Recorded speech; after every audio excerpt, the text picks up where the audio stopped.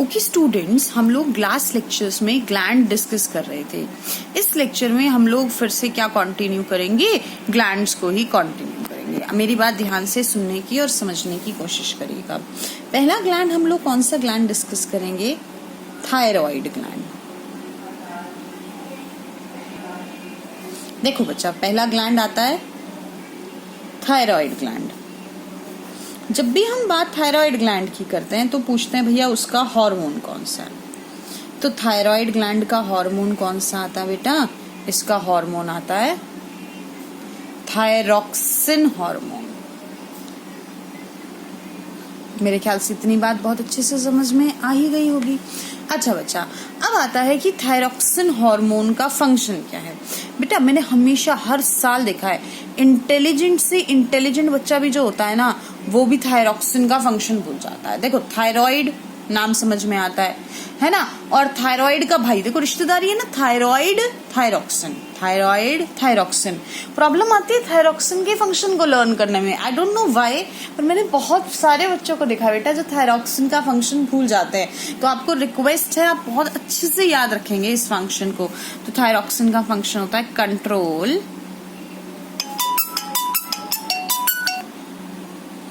Metabolism of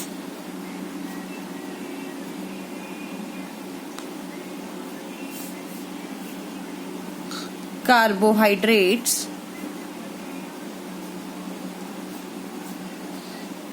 proteins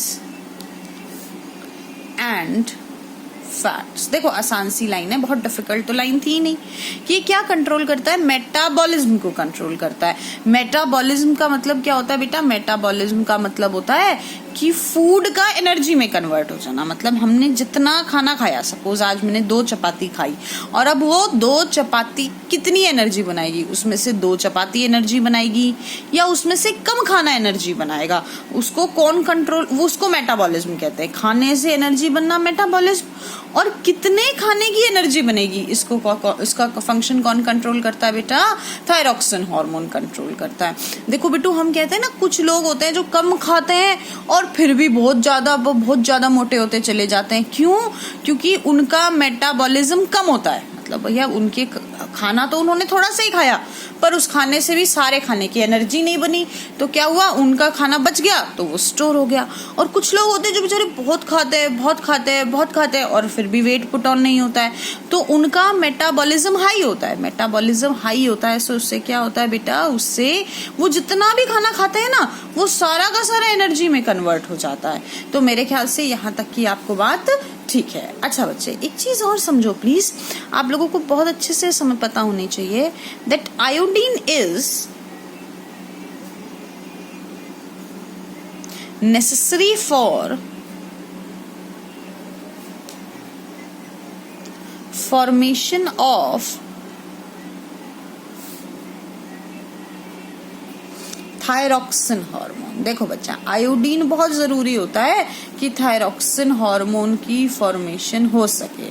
इतनी बात भी अच्छे से क्लियर होगी। अब आगे की समझो please. In case of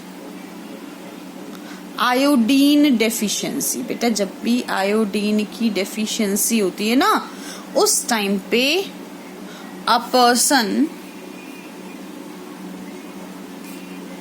may suffer from goitre. एक इंसान को कौन सी बीमारी हो सकती है, ग्वाइटर की बीमारी हो सकती है। मेरे ख्याल से यहाँ तक सभी के लिए बहुत अच्छे से क्लियर हो गया होगा। अच्छा बच्चा, अब ध्यान से सुनो, ये ग्वाइटर की बीमारी आप लोगों ने पहले भी पढ़ी हुई है, नेक बड़ी सी हो जाती है, स्वेलन नेक हो जाती है ना, so that is the goitre. इसलिए हम लोगों को आयोडीन लेना चाहिए। आयोडीन हमें कहाँ से मिलता है बेटा, हमें आयोडीन सॉल्ट से मिलता है, क्योंकि हम लोग जो सॉल्ट खाते हैं ना, वो मैक्सिमम सॉल्ट्स कैसे होते हैं, आयोडाइज्ड सॉल्ट होते हैं। देखो बच्चा, अगला ग्लैंड कौन सा है, ओवरी।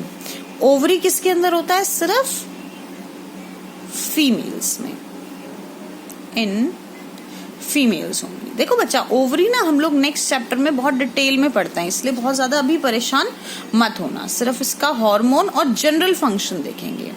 देखो बच्चे, इसके 2 हार्मोन्स होते हैं। पहला होता है प्रोजेस्टेरोन, और दूसरा होता है एस्ट्रोजन। देखो पहला नाम हुआ प्रोजेस्टेरॉन, दूसरा हुआ एस्ट्रोजन। अब इसके फंक्शन देखो बेटा, ये क्या कंट्रोल करता है? It control secondary sexual character. Secondary sexual character का मतलब समझो, जब मैं छोटी थी ना, I use to look like a boy, मतलब है ना, सही में ही ऐसे छोटा बच्चा होता है, आप उसको देख के आइडेंटिफाई नहीं कर पाते हो ना कि लड़का है कि लड़की है। पर जब बच्चे बड़े हो जाते हैं तो उनकी बॉडी में सर्टेन चेंजेस आते हैं बेटा, और उन चेंजेस की वजह से क्या होता है, उन चेंजेस की वजह से अल्टीमेटली उनकी बॉडी में ऐसे कैरेक्टर्स डेवलप होते हैं जो उनका जेंडर स्पेसिफाई कर देते हैं। उनको सेकेंडरी सेक्सुअल करेक्टर्स कहते हैं। देखो बेटा, हमारी फीमेल की बॉडी में सेकेंडरी सेक्सुअल करेक्टर्स में क्या क्या करेक्टर्स होते हैं? देखो जैसे कि फॉर एग्जांपल आप ऐसे समझो कि फीमेल्स की साउंड श्रिल हो जाती है। बचपन में बच्चे छोटे होते हैं ना, तो लड़कियों की आवाज भी भारी होती है, पर फिर जब लड़कियां बड़ी हो जाती हैं उनकी साउंड श्रिल हो जाती है, पतली हो जाती है, तीखी हो जाती है। अच्छा बच्चा, अब अगला देखो प्लीज, नेक्स्ट है टेस्टिस।